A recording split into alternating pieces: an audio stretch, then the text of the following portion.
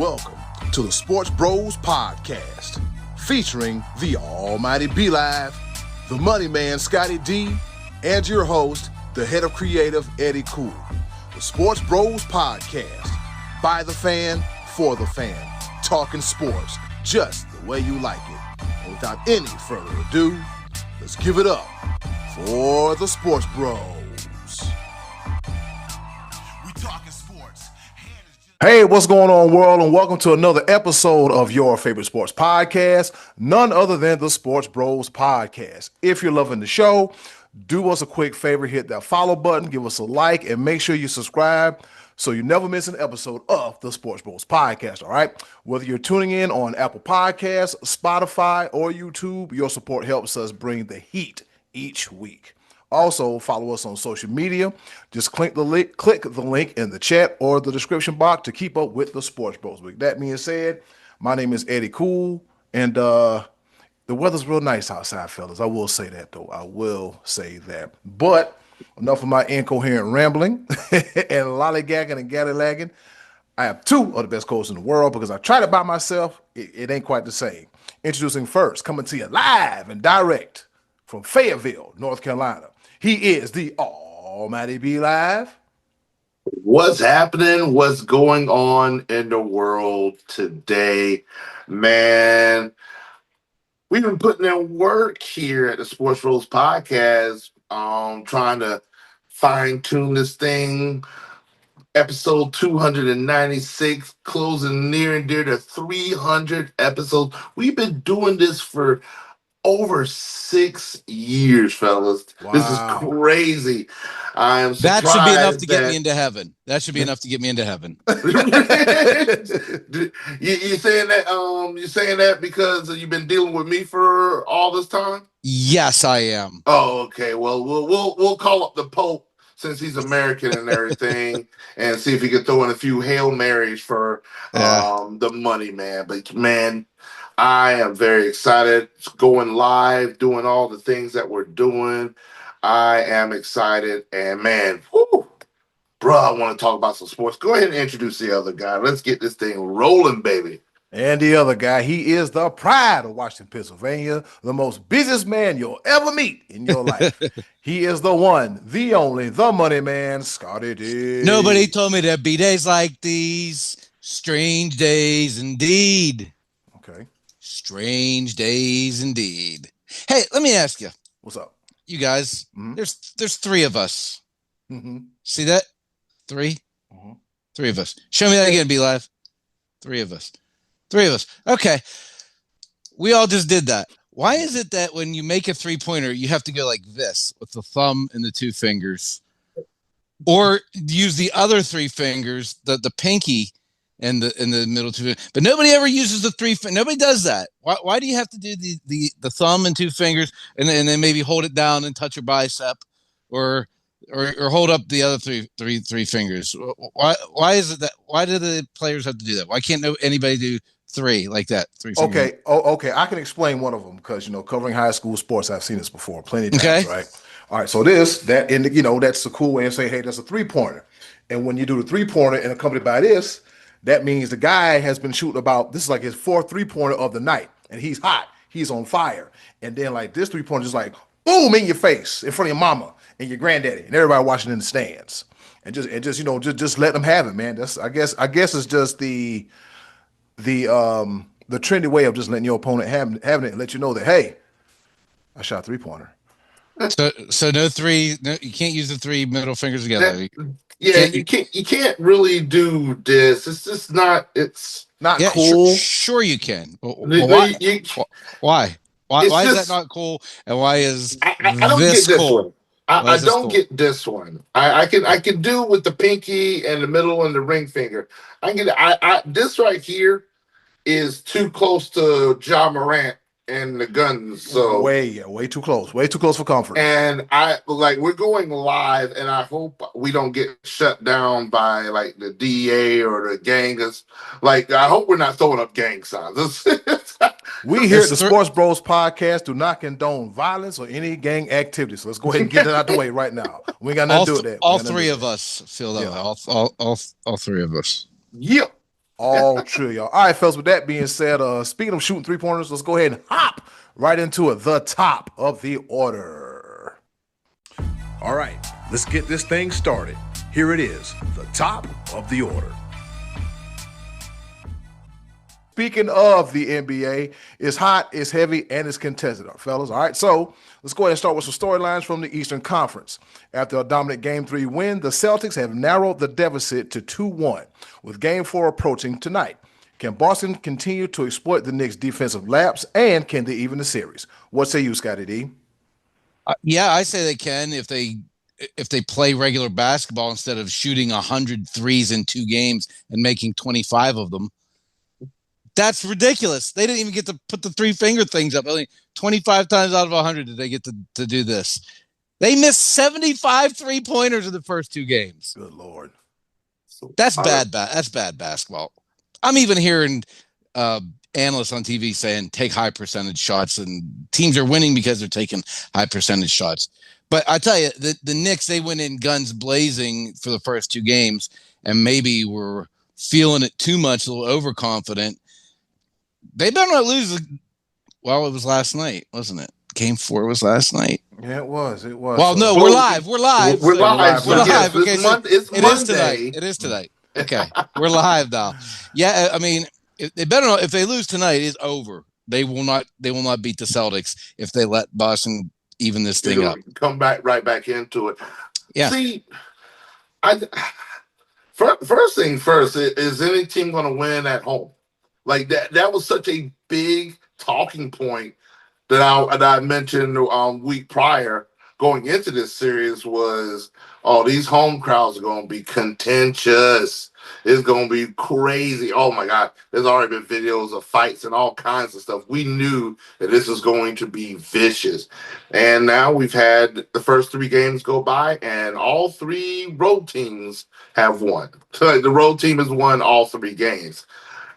Are we in Narnia? Are we in backwards land? Because I feel like everything that I said or predicted, and we're going to get into this a little bit further about the other series, I feel like everything I've said is the exact opposite has happened. I predicted, I've been wrong. Because like I said, the Knicks are up 2-1. I didn't think it was going to be that way. I think I said on this program that, the Celtics, pick your poison. They've been unstoppable until they got stopped not once but twice at home. Live by the 3, die by the 3. I mean, Boston is more athletic, so I don't understand why they're throwing up so many 3-pointers. Like they're faster but if you're selling for 3-point shots, you're doing this all the time, and you know what I'm saying? It's not. It hasn't been a recipe for success, so you don't stop what has worked for you, but maybe just tone it down just a little bit. Game 1, they set a record. Right? Yeah, that's crazy. It's 45, I think, in Game 1. Yeah, and 30 in Game 2. So what's the backup plan? Well, that is what maybe we saw the backup plan in Game 3. Do they follow that same suit? I don't know. But the Knicks, I think the Knicks know how important Game 4 is. They know if they can go up 3-1, then all they've got to do is win 1 more, and that could easily be Game 6 back in New York. So I mean, they know how important this game is. You know what? I just set my plans for the night. I know what I'm doing. I'm watching the game. Monday Night Raw can always wait because it's streaming on Netflix. I still think the Celtics win this series and win the whole thing. Okay. All right. Well, you hear a prediction from them, and I'm rooting for the Knicks. I mean, just to be clear, but yeah. Are you allowed to do that as a Yankees fan? Also, but a Dallas Cowboy fan, but you're a Laker fan. To root for the Knicks? Yeah. You okay? Well, I've always liked the Knicks. They're not my favorite team, but I always beat L.A.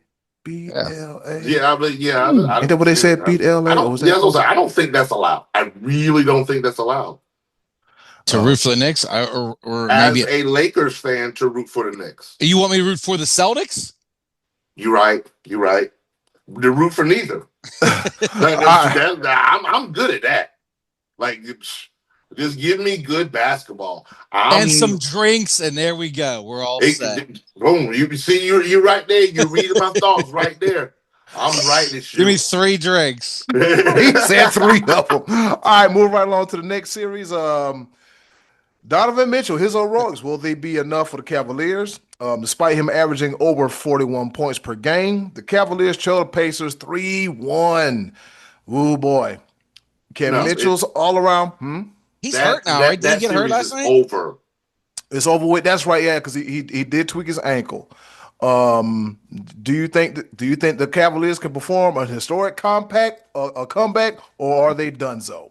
It's over. I don't know if y'all saw Game 4 yesterday. No, I saw some of it. Cooked. They are cooked. Indy beat them so silly. I've never seen it. Like, the last part of the first half was so diabolical. I know you're not always going to have this success all the time, but Indy shot 60% from the field, 67% from three-pointer in the first half, up 80-39. 80-39. I remember seeing that. Good God. Ooh. They hit a buzzer beater to go out in the first half. Freaking Miles Turner could not miss. Bruh. It was a massacre. It's over.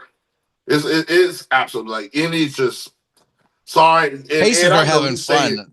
And I know you stay in Cleveland. Like, this is, I think this is the most hope they've had since LeBron left. And yeah, you're right. They hurt. They're gonna be hurt. But this is over. Donovan Mitchell's a game time decision for the Tuesday night game, and if he plays, he's not gonna be 100% anyway. And they're down 3-1 with him. Yeah. I was like, it's over. You lay him down. I mean, it's over. Pacers seem like they're having fun. They are. Did you see how Donovan Mitchell injured his ankle? I didn't see it. I saw him laying there on the court holding it. What part of the game? Because see, here's the thing. I stopped watching the game because it was such a bloodbath. Yeah. I literally, because the way the TV was set up where I work at, I was just looking at the score. I was like, because it got worse. It was 80-39. It got worse, and then for them to only win by 20 points was them literally laying off the gas. They didn't need it, because I think at one point in time they were up by 52 points. Mm-hmm. It was ugly, it was just it was. I never watched any of it. I didn't even see it. You would have never thought that Cleveland Cavaliers was the number 1 seed in the Eastern Conference. Watching that game, how they played against Indy.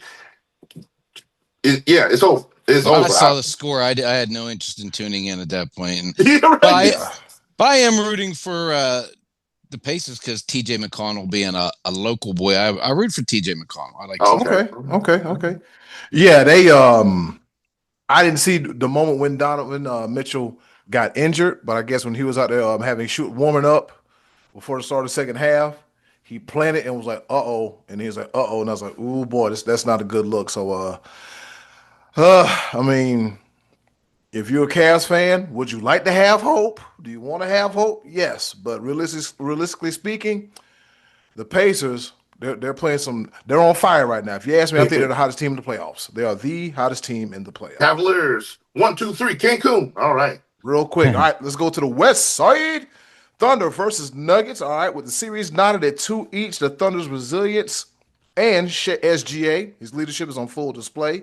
Can OKC capitalize on their momentum, or will Denver's experience prevail? What we got, fellas? SGA's heroics this one's going to 7. 7? Yeah, this is absolutely going to 7. Mm-hmm. And to be honest with you, I have absolutely no clue which way this is going to swing. It literally, like, it could depend on the Joker and the experience.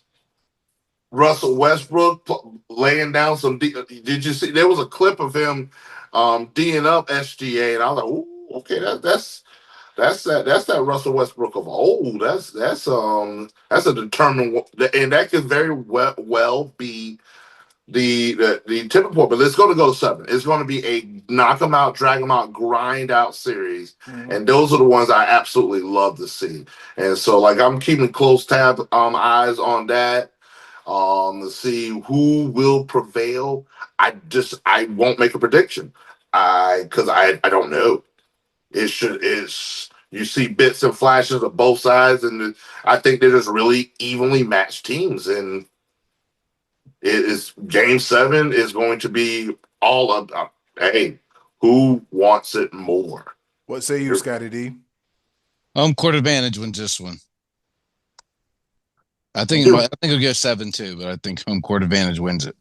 Okay. All right, it's going with OKC. Yeah. The young bucks. Yeah. I'm like you, be like, this thing is going to 7. It's one of the more exciting. It's the exciting series of the playoffs. If you ask they're me. playing really good defense on the Joker, and they're forcing the other guys to beat them. And sometimes they can, sometimes they can't, and that's the whole thing on the road in the Game 7. That's why I'm going to go against them. All right. With that being said, what we got here? Warriors, Timberwolves. All right. Trailing 2-1 and potentially without the key players, the Warriors face a critical Game 4. Do they have the depth and experience to level the series against the surging Minnesota team? Or will Minnesota say, you know what?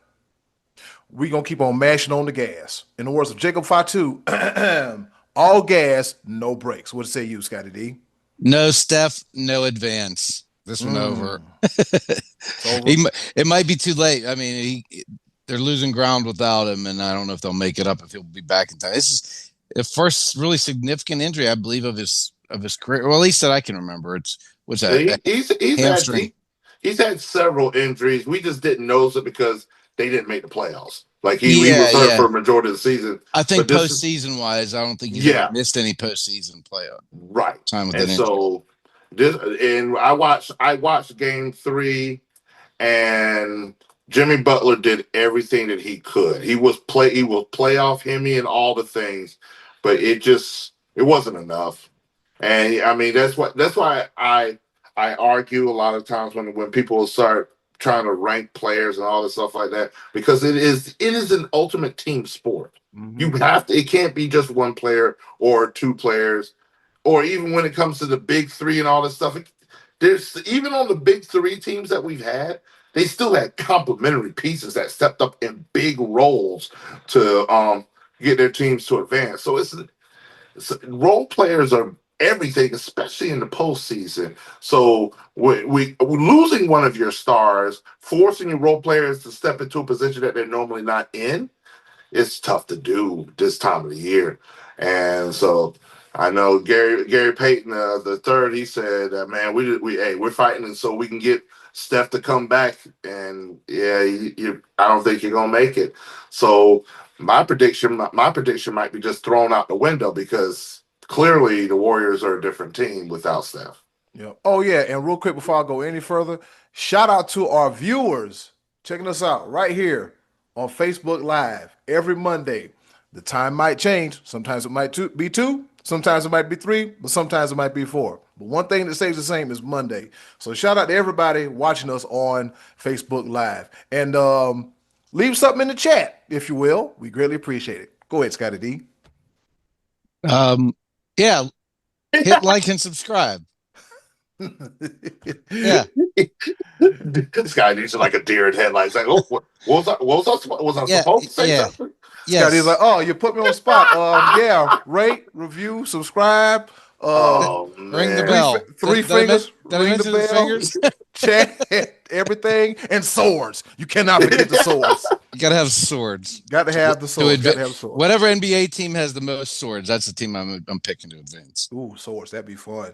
At half court, they're just fighting back and forth with swords and everything. All right, before we go any further, let's go ahead and hop into some golf action. The PGA Championship is this weekend. Fellas, who do we have winning it besides Scottie Scheffler? Scottie D, what say you? I actually think Scottie Scheffler's going to win. That's why So that's why I mentioned before, we talked before the show that I thought let's all pick somebody that's not Scottie Scheffler, and they're playing. Man, this is down in Charlotte. This is a great golf course. I actually have been to a PGA Championship there before, and Justin Thomas won it. And I've been to another event there that I think Sergio Garcia won. Just a beautiful golf course, man. It's a great venue, and I wish I was going to this. It's only a matter of time to me before Victor Hovland wins a major, and I don't know if it's this weekend, but I'd rather be ahead than behind. So I'm going to pick Victor Hovland. It's hard for me to stray off of Oberg because I think Oberg's another guy that has major champion written all of him. But I'm gonna go with Victor Hovland this weekend, and I'm just hoping and praying that anybody that you or I pick that's not named Bryson DeChambeau is the winner. That's what I'm hoping. Here we go. I saw it coming. There's always that threat. B-Live, what say you?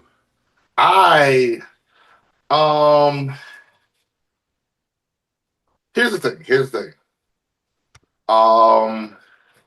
I'm gonna go with Justin Rose. I think he just withdrew from the last tournament due to an illness, but I think he was just sick. But the way he climbed the ropes and at the Masters just to come up a little bit short, I think he's hungry. I think because if I'm not mistaken, I don't think he has a major win, does he? Or I think he has two, but I don't think he's won the PGA. I think maybe 2 British Opens. I want to say maybe he has at least one. He has at least one. I feel like he maybe has won 2, but I don't think it was the PGA Championship. But he's always a guy that sniffs around the leaderboard. He has a really he's always plays well at the Masters. He must just really like that golf course. But yeah, I mean, I would never say that picking Justin Rose is a bad pick. I'm assuming he's going to be in this tournament. I mean, I didn't hear the extent of what his withdrawal was this past weekend, but Justin Rose has one major championship. He's won the U.S. Open before. Oh, it was U.S. Okay. U.S. Open in 2013, but he was second last year at the British Open, the Open Championship. He was second this year at the Masters. I mean, I think he might be due. Still playing good golf, yeah. Yeah. And so I'm going with Justin Rose. I'm going with him. All right. I'm gonna say Scottie D's favorite, the Big Goof. Not the Big Goof. Hey, the thing about good old BG and not Bubble Guts, the Big Goof is just when you think he's out to pasture, you can count him out, it's over and done with. Here he comes, lurking. Back into the stratosphere. So, yeah. I'm for S and G's, man. I'm gonna just go ahead and say Bryson DeChambeau. All right. The Bryson DeChambeau. I could be wrong. He has the third best odds to win. Scottie Scheffler is the favorite, slightly over Rory McIlroy, and then DeChambeau is the third best odds. None of us said McIlroy. No, I don't think he'll repeat. I think he's going to have a little bit of a come down off of the Masters victory after having finally achieved that. Yeah, right. I mean, yeah, it's hard to stay up for that. I mean, he was so pumped for, and I might be wrong. I mean, he's one of the best golfers in the world, so it wouldn't be surprising to see him on the leaderboard on Sunday with Scheffler and DeChambeau. I mean, none of those would surprise me. I just hope it's not DeChambeau. Eddie, I really hope you're wrong. Hey man, you know what? If I'm wrong, it's okay. I'm just the way he, you count him out. Okay, he's done for. The next thing you know, he starts climbing up that board. He's resilient, man. The Big Goof is resilient. I will say that. All right, 2,800 golfers enroll ready to go in this term, registered to play. If he's the one that wins, I'll be sick. Anyway, we'll see Scottie D. How you doing, Scottie D? Yeah, I digress. He'll be puking on the podcast. All right, Scottie D, while we have you here, before we go into our favorite portion of the show, the choice of the voices, ladies and gentlemen, it is time for what we call Scott's Thoughts, where we ask Scott a question about something that happens with his Cowboys, his Lakers, his Yankees, or the Buccos. Today, we asked Scottie D, what does he think about the firing? It's a two for today. What does he think about the firing of his manager of the Pittsburgh Pirates? What say you? Derek Shelton got fired last week. Woo! Wow, was that overdue? That was way overdue. Now, here's the thing.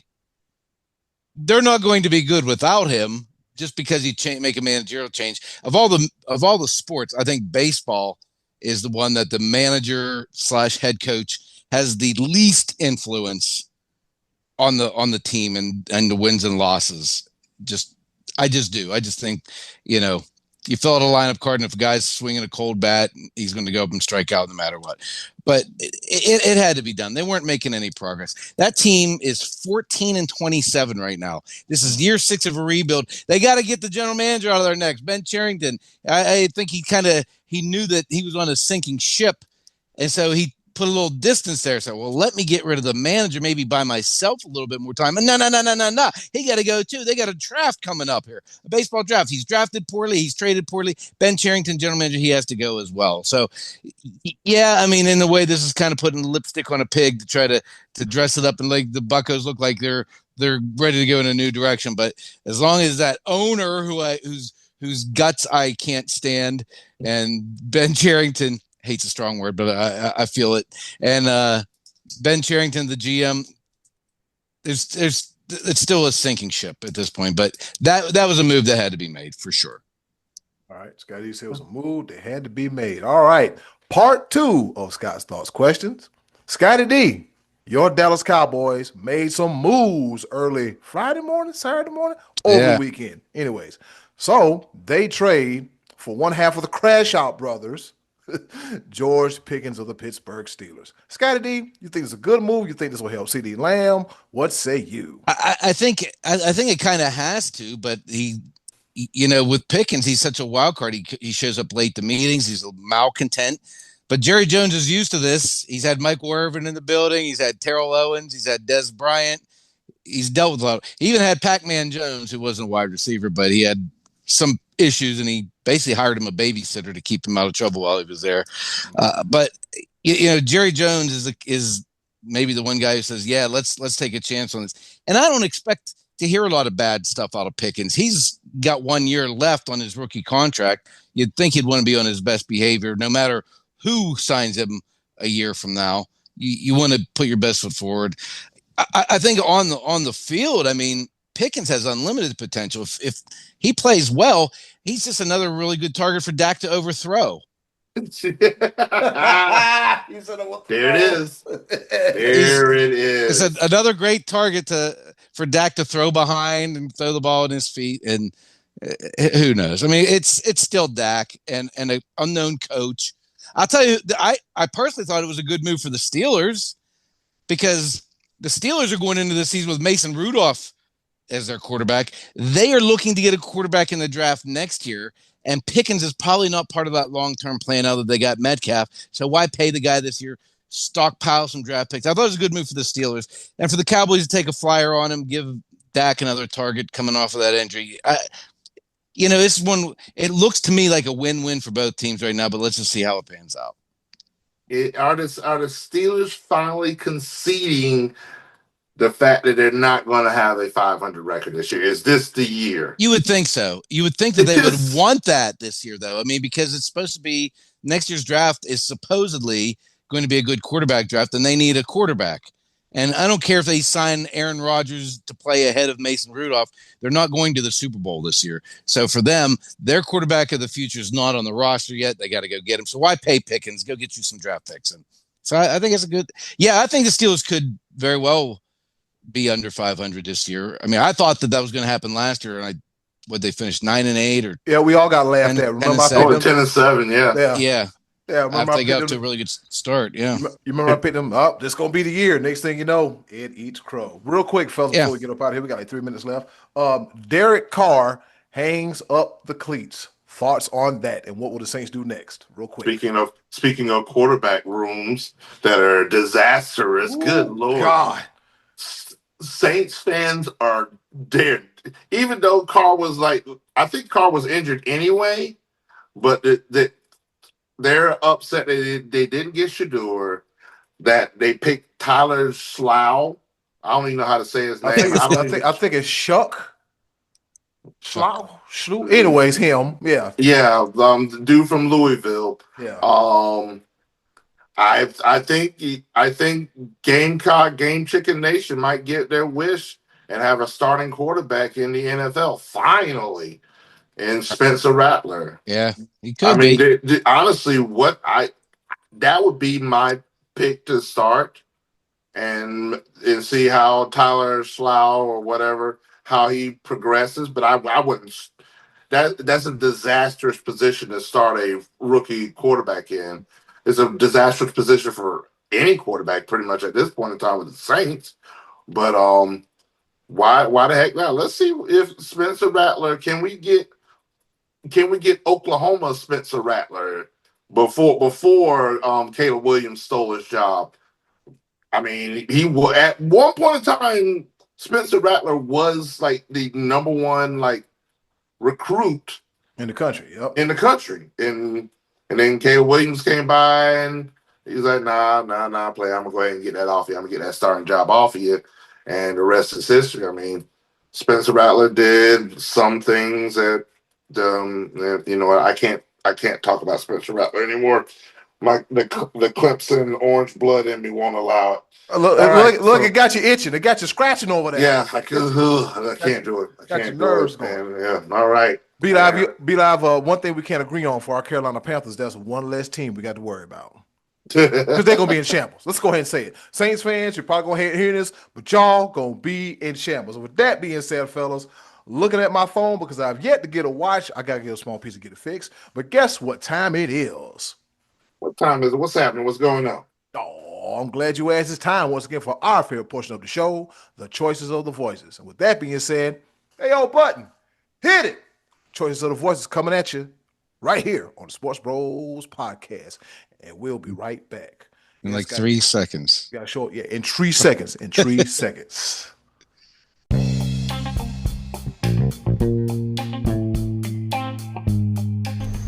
And now, our favorite part of the show, the choices of the voices. Once again, thank you to the wonderful and ever so lovely Miss Button for introducing our favorite portion of the show, the choices of the voices, where we ask you the question, you give us the answer, and we talk about it right here on the Sports Bros Podcast. And if everything is working right, because you know how technology and production can be sometimes, you could be able to see your stuff right here on the screen, right here on Facebook Live. With that being said, Scottie D, what's on Tickety Tap for this week, sir? We were talking last week, and you inspired the question, and I forget what the hell we were talking about. It was about somebody collapsed in a sport last week. Yeah. Oh, it was the hockey collapses. game. Yeah, with 2.5 minutes left, St. Louis blew a 2-goal lead, and we're eliminated altogether. So it brought to mind some epic meltdowns. Not really meltdowns, but collapses. And in my picture, I depicted Greg Norman, who was laying on the ground at the Masters when he blew the lead, and I think it was 96 Masters, and lost. I think it was off like a 5-stroke lead on the final day, and then Bartman in the curse, and then I had a picture of Frank Reich and the big comeback they had against the Oilers. I think it was like a 31-3 lead or something at one point, something crazy like that. So that was the vein we were looking for. So we had some good answers, Eddie. What did the people say about this one? All right, let's go. Christian Vandenberg, he says, I can't stand the Pats. However, Super Bowl 51 comes to mind. Woo-wee! It sure does. The Falcons are still reeling from that one. They'll never be the same again. All right, moving right along, we got Sean Connors. Sean Connors says, maybe not the worst, but one of the strangest to watch. And he is a picture of... That is Jean Vandevelde. Oh, yeah. And this is one of the biggest, craziest collapses ever in golf. And this is at the British Open when Vandevelde had a 3... On the final hole, if he double bogeys, he wins. So all he has to do is double bogey. For some reason, he pulled his driver out of the bag, shanked it.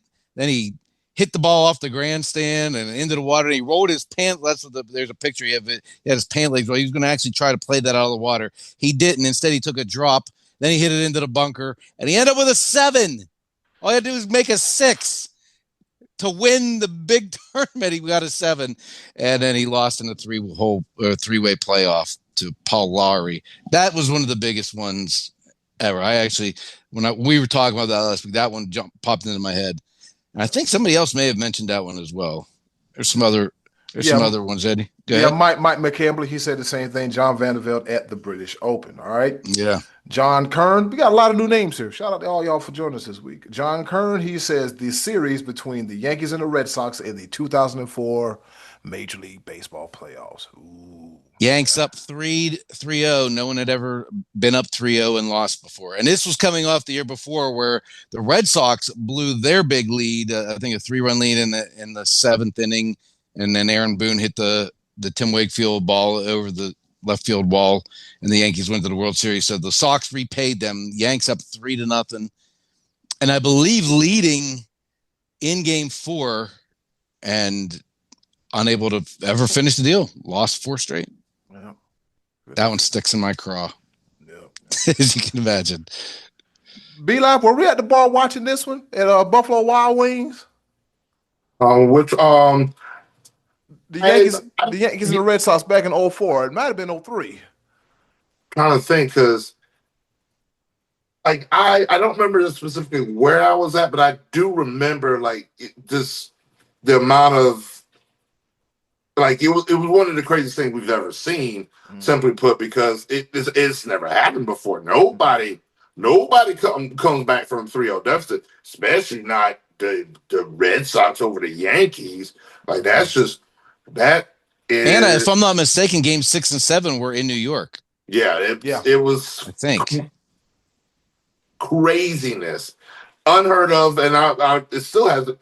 I know it's happened a couple times in hockey, but baseball, I don't think it's ever happened again. No. But yeah, I don't think it has. Very good answer. All right. Tony Bogan, what's up, TB? How you doing, brother, man? He says 2014, the Western Conference playoffs between the Stanley Cup playoffs in the Western Conference. We got the Sharks versus the Kings. The Sharks blow a 3-0 lead to the Kings, who then go on to win the Stanley Cup. All right. In 2016, Northern Iowa blowing an 11-point lead to Texas A&M with 32 seconds left in the NCAA tournament and losing in double overtime. So Tony gives us one from the realm of college basketball and also hockey. I think that Northern Iowa game, they were up 12 points with less than a minute to go. And somehow allowed them to come back. Let me see, 44 seconds to go, because I had it pulled up. They were up 69-57. That the game's over. 44 seconds, down 12. Yeah, you're over with. And they couldn't inbound the ball. So that doesn't take any time off the clock. I think they had a couple 5-second violations, and the bottom fell out. And next thing you know, being up by 12 and then having to go to overtime, the team's exhausted. Yeah, they have no more will to play. And Texas A&M just did what it needed to happen. And there it is. Yeah. All right. Tony also gives us another one. He says Atlanta blowing an 8.5 game lead with 29 games left to the Cardinals in 2011, getting eliminated on the final day. Cardinals will go on to win the World Series. Why you got to do that for, Tony? Huh? Why you got to do that for?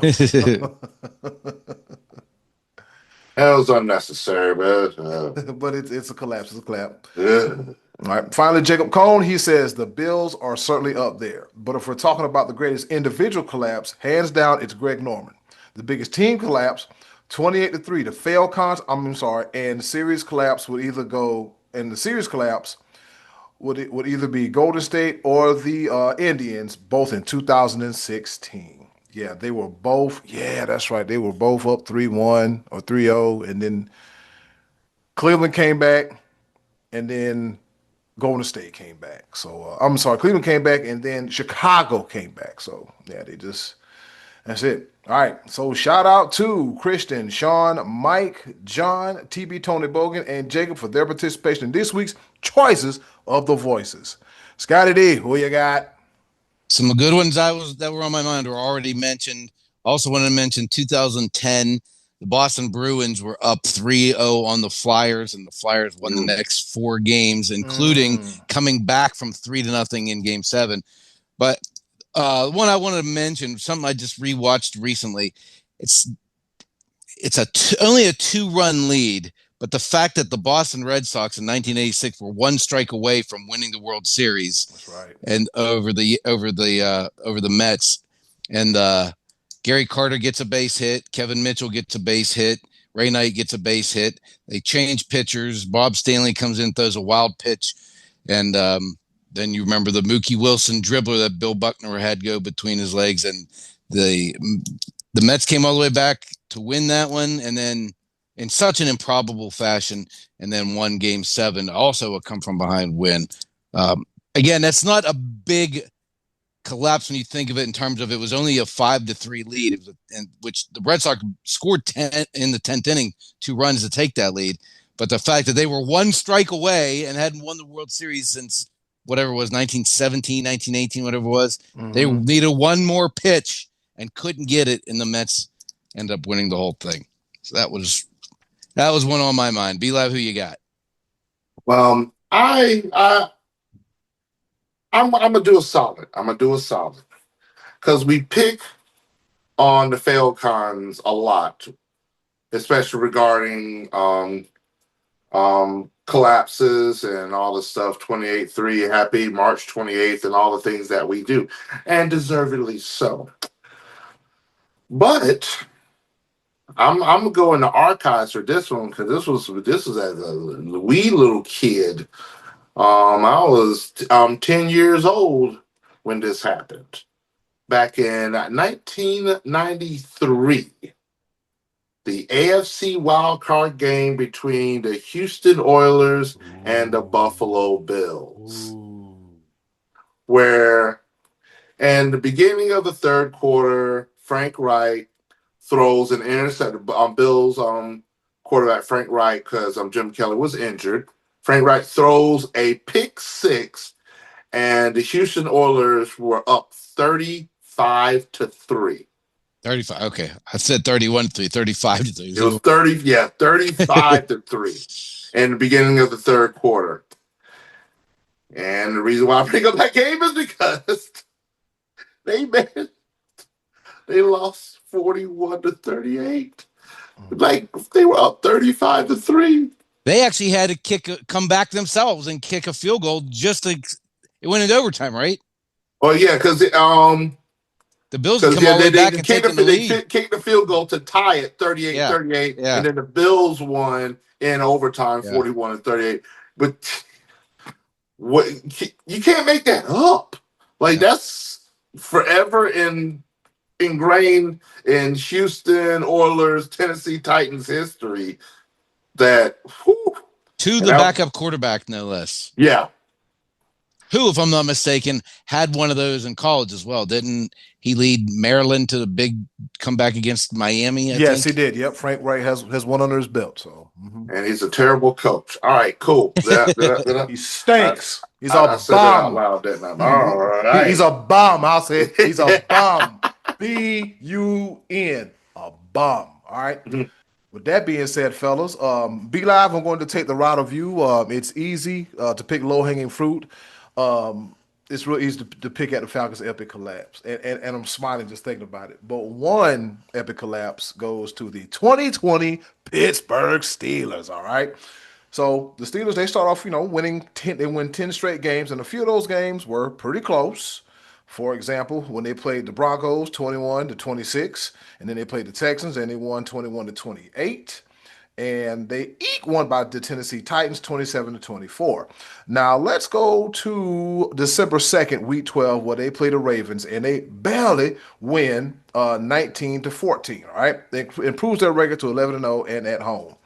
Then the following week, guess what they do? They lay an egg against the then Washington. Be like, what's the Washington franchise football team name? Washington, the Redskins, no-name football team, Commander Piglets. Yep. So they lose to them 23-17. Then they turn right around the following week later and lose to Buffalo 26-15. And guess what? They lose a division game to the Bengals in week 15, 27-17. But they get a win against the Colts. But that don't matter because guess what? They lose to the Cleveland Browns in the season finale. And oh, lo and behold, guess what they do in the playoffs? They lose again to the Cleveland Browns, to Baker. 48-37. I think Ben Roethlisberger throws for like what, damn near 500 yards in a losing effort. He was on the sidelines looking real sad. So that's one of the more bigger long-term in-season collapses in all of sports history. Wow. I forgot to mention, because this is a recent one, this year, where the Atlanta Braves play the Pittsburgh Pirates and lose a series to the Pirates. How do you lose a series to the Pirates? How? Shelty Ball's over. It's Donnie Ball now. Don Kelly. I was watching. I was like, really? The Pirates? How are we? Yeah, we struggling. We struggle. I just come on. I need my Acuna. We need you, brother.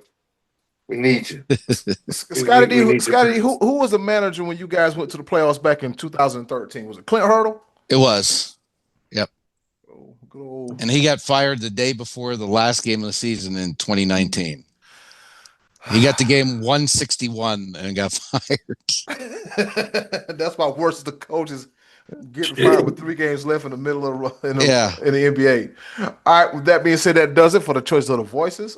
Scottie D, what we got on tap for next week? Okay, I'm once again going to change this on the fly, but when I said the word meltdown, it actually kind of triggered meltdowns, like behavioral things that happen on field or anything Antonio Brown related. Oh, Lord. Where stuff where athletes have lost their minds or melted down either in the locker room, on the playing field, golf course, basketball court, whatever. We're looking for player meltdowns, and it could be any sport, college, pro. We'll talk about that next week, Eddie. Cool. That'll give us something to talk about. Who and Ryan Leaf? I said knock it off. Yeah, that's stuff like that. Yes, we're looking for behavioral meltdowns. Playoffs. That kind of stuff. Oh yeah. We didn't win. Do we deserve to Diddly win? poo. No, we didn't win. Diddly poo. I was like, that's the best you could think of. We are. We are. Who they talking? And we went about the hook. I was like, wow.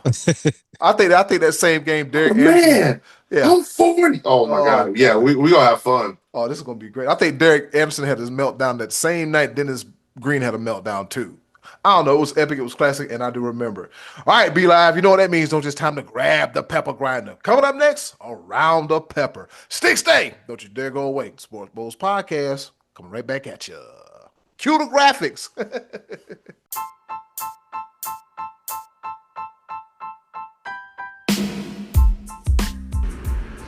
Okay, boys, let's bring it home with a round of pepper.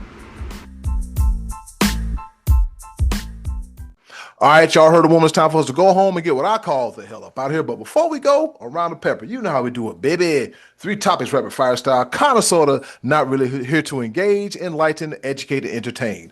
The 4 E's in no particular order. Spoiler alert, because we usually drop the podcast on Tuesday. I won't be doing This Day in History for May 12th. It'll be May the 13th. With that being said, I'll go first, all right? On this day in history, back in 1958, Stan, the man Musial, is the 8th player to get 3,000 hits. Fellas, just imagine trying to hit a ball coming at you sometimes 75, 85, 90 miles, or if you're Aroldis Chapman, who's like, what, almost 40, still throwing at 103 miles an hour. Just imagine trying to hit that 3,000 times. Just imagine. You got to have skill. It's definitely a skill. Over to you, Scottie D. So I'm looking at an ESPN headline that's showing Chris Berman will remain at ESPN through his 50th anniversary with the company. Wow. Which is going to be in 2029. ESPN launched in September of 1979. Berman going wire to wire. He'll cover the Super Bowl in 2027. So ESPN is older than you guys, younger than me. But shout out to Chris Berman, who remains legendary. B-Lav, over to you. Oh, man, the absolute legend. I read that as well. I was like, man, the myth, the legend, Chris Berman, and going to be going strong throughout 2029. Mm-hmm. Speaking of broadcasting, sports, and et cetera, I know it's been with great contention that NBA is leaving TNT and moving back to NBC, and NBC's been heavily marketing that move. We get a John Tesh round ball rock freaking return. But here's something that I didn't even think about that we've sorely missed in basketball that's coming back. We haven't had starting lineup introductions. We haven't. Well, it's coming back. Come next season, we will have starting lineup introductions again to be aired on NBC. And so really, they don't show that stuff anymore? And I had to think about when I saw this article, like, you know what? They do not air that. We get a bunch of pundits talking, tip off. Yeah, because I guess they got to try to cram as much commercial time in, and man. But now I'm absolutely here for it, because that is something that this generation doesn't have. Standing 6'6" from North Carolina. Yeah, the Bulls definitely was the trendsetters. Yeah, that was the iconic entrances. Oh my God! Yeah, we're getting that back. That's cool. Very cool. And speaking of Michael Jordan's joining NBA on NBC. What? Yeah. Michael Jordan is going to be what it say? Special contributor. Special contributor to NBC's coverage of the NBA in the fall. Probably means he'll be sitting on his couch on a Zoom call, smoking a cigar, trash talking, drinking cognac, talking trash. Yeah, I'm here for it. Eddie Cool, the ball. Michael, what do you think about LeBron James? I don't. He ain't me. Next question. Yeah. That's what's going to be. All right. All right, fellas. Also, on this day in history, Scottie D, you'll love this one. In 1989, Minnesota Twins legend Kirby Puckett becomes the 35th player to hit 4 doubles in a game. I can't believe he's gone. But Kirby Puckett, man, thank you for the years of just great baseball, man, and being a great person overall. Over to you, Scottie D. Why is it that whenever you shoot 3-pointers, you use it? Sarah, that was one of my pepper points. Go ahead, B-Live. Over to you. Wow. No. I couldn't wait to pull the trigger on that one. So. Hey, it was good. I thought it'd be a good way to start the show today. That was good. That was a good one. Throwing up gang signs. Yeah. But yeah, second pepper point. Well, just recently they announced all the teams that made it into the NCAA's women's softball tournament. You would think that it's just normal, you get excited, you get teams that are excited that they made it, and the teams that won their I know what you're talking about. I saw this last night. Go ahead and well,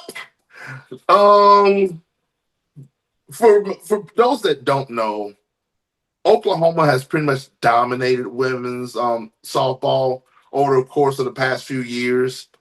And when one particular team found out that they were facing Oklahoma on the air, they were like,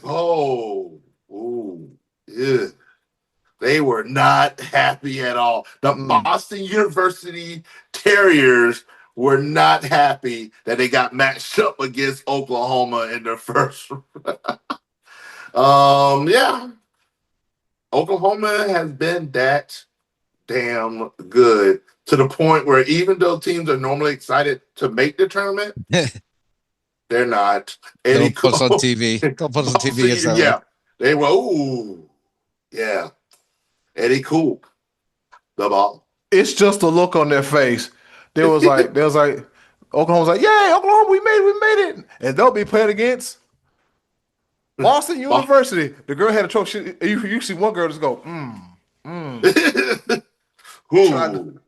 Yeah, just I mean, hey man, stranger things have happened. So shout out to the Lady Terriers. Fight and bite somebody on do something. Do something. Right? At least pinch them. All right, pinch them. Do something. Do something. All right. On this, finally, my third and final pepper point, keeping it friendly to the city of Cleveland, the land that I love. In 1994, the Cleveland Indians began an 18-game home winning streak at the newly opened Jacobs Field. Yep, the Jake, which is now known as Progressive Field, but still affectionately known as the Jake. And people still call the Guardians the Indians. Do what you want, but it is what it is. Over to you, Scottie D. That'll probably never go away. Well, never.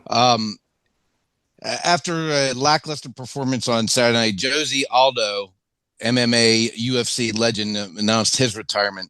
But speaking of lackluster performances, the week before, Canelo Alvarez won a fight with William Skull that I did not see, but turns out was supposedly one of the most boring fights ever that ever took place inside the squared circle, which now means the attention shifts to the big fight in September, Canelo against Terrence Crawford. And fans are now thinking Canelo looks slow and lumbering and old, even though he's only 34 years old, and that Terrence Crawford has the decided advantage, who is already considered the pound-for-pound best fighter in the world today. So, gives us something to look forward to. We'll see if Canelo can shake this one off, get in shape. But September 12th is the next time I'm looking forward to a boxing match, Canelo and Terrence Crawford. Be Live, take us home. Oh, man, my third and final pepper point. Here's the thing.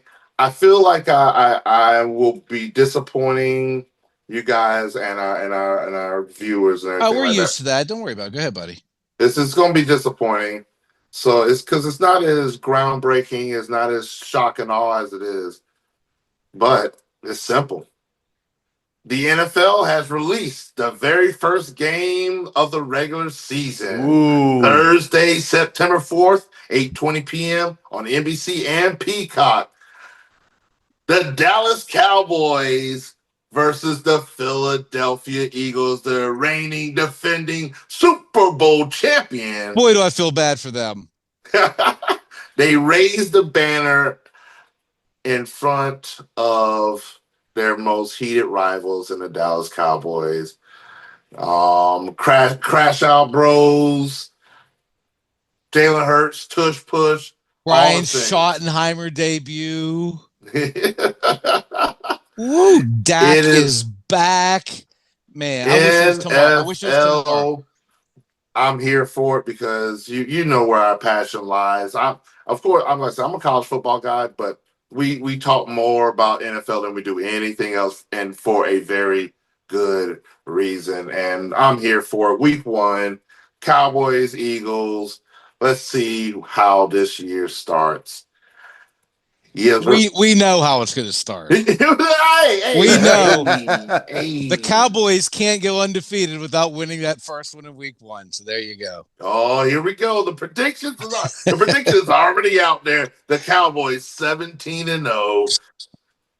Miami Dolphins, and you might have to wait to pop the champagne because the Cowboys are coming to wreck shop, especially with George Pickens and CeeDee Lamb, Jaden Blue behind the backfield, Dak and Phil Maffa and Bronny. Wow. Oh, we don't have Bronny. No, that's wrong team. Wrong team. Yeah, wrong team. That's next year. All right, with that being said, that does it for another episode of Sports Podcast. Remember, if you're loving the show, do us a quick favor, hit that follow button, give us a like, make sure you subscribe, and never miss an episode, whether you're tuning in on Apple Podcasts, Spotify, or YouTube, or right here on Facebook Live. Your support helps us bring the heat each and every week. Also, follow us on all of our social media. Just click the link in the chat chat box or the description box to keep up with the Sports Bros Podcast. And in closing, do something nice for yourself. And if you can, do something nice for someone else. They're greatly appreciated now more than ever. Be a blessing, not a burden. Real quick, if you see some kids selling lemonade, just go ahead and give them the money. Just go ahead and give them the money, all right? Because that's what you do. You do something nice for kids, all right? With that being said, be a blessing, not a burden. This is the Sports Bros Podcast. Thank you for watching and listening. Be live. Take us home. Yes, sir. Nobody told me there'd be days like these. Quite peculiar, mama. Yeah. And as always, thank you for watching and listening to the Sports Bros Podcast. We gone. Bye. Hey, it's Eddie Cool here from the Sports Bros Podcast. Thank you for listening. And as always, continue to follow us on all of our social media platforms. Just click the link in the description box and keep up with the Sports Bros Podcast. And once again, thanks for listening.